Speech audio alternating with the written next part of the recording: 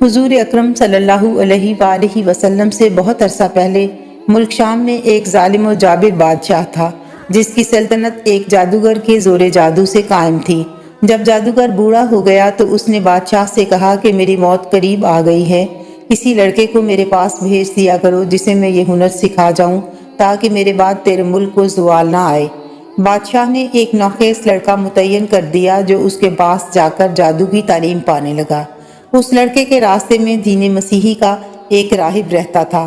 لڑکا اس کے پاس بھی بیٹھنے لگا۔ اس مقبول خدا راہب کے فیض صحبت سے لڑکے کا دل روشن ہو گیا۔ ایک دن راستے میں ایک زبردست اسلحہ ملا جس نے راستہ بند کر رکھا تھا۔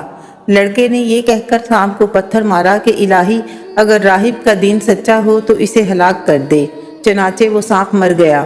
اس واقعے کے باعث لڑکے کا بہت شہرہ ہو گیا اور پھر یہ لڑکا ایسا مقبول الدعا ہوا کہ جو بھی بیمار اس کے پاس آتا لڑکے کی دعا کی برکت سے صحت یاب ہو جاتا اور عیسیٰ علیہ السلام پر ایمان لے آتا۔ بادشاہ کا وزیر اندھا ہو گیا، پھر لڑکے کی دعا سے اچھا بھی ہو گیا اور مومن بھی۔ جب بادشاہ کے دربار میں یہ وزیر پہنچا تو بادشاہ نے صحت یابی کا سبب پوچھا۔ وہ بولا مجھے میرے رب نے اچھا کر دیا۔ بادشاہ نے کہا میرے سوا تیرا رب کون ہے اور تو یہ دین کہاں سے سیکھ آیا؟ اس نے لڑکے کا پتہ دیا اور لڑکے کے ذریعے راہب کا سراغ ملا۔ بادشاہ نے اس راہب اور وزیر کو تو فوراً ہی آرے سے چروا دیا، پھر لڑکے کو اسلام چھوڑنے کی ترغیب دی، مگر وہ ایک نہ مانا اور اسلام کا دامن کسی طور اپنے ہاتھ سے چھوڑنے کے لیے تیار نہ ہوا۔ بادشاہ نے پولیس کے ہاتھوں اسے پہاڑ کی چوٹی پر بھجوا کر اوپر سے گرانے کا حکم دیا۔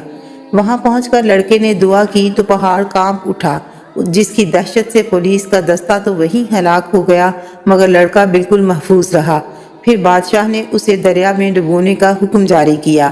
کارندے اسے لے کر جب وسط دریا میں پہنچے تو لڑکے کی دعا سے وہ وہیں آپ غرق ہو گئے اور لڑکا صحیح سلامت باہر چلا آیا۔ آخرکار اس لڑکے نے بادشاہ کو خود سکھایا کہ میں تیرے مارے نہ مروں گا، اگر مجھے مارنا ہے تو سب لوگوں کو جمع کرو اور سب کے سامنے مجھے کھجور کی ٹہنی پر سولی دو اور بسم اللہ رب الغلام کہہ کر مجھے تیر مارو۔ چنانچہ ایسا ہی کیا گیا۔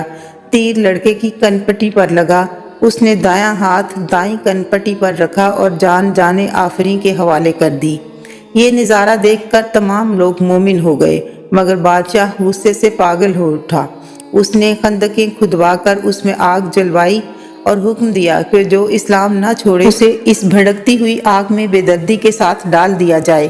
سارے لوگ یکے بعد دیگرے آگ میں پڑتے رہے، موت کو گلے لگا لیا مگر اپنا دین چھوڑنے پر راضی نہ ہوئے۔ ایک عورت جس کی گود میں ایک بچہ تھا وہ کچھ جھجکی تو شیر خوار بچہ بول اٹھا، اماں آپ نہ جھجکیں، آپ حق پر ہیں اور یہ آگ نار نہیں نور ہے۔ پھر اس آگ کا شعلہ ایسا بھڑکا جس نے بادشاہ سمیت سارے وزراء اور عمائدین سلطنت کو جلا ڈالا۔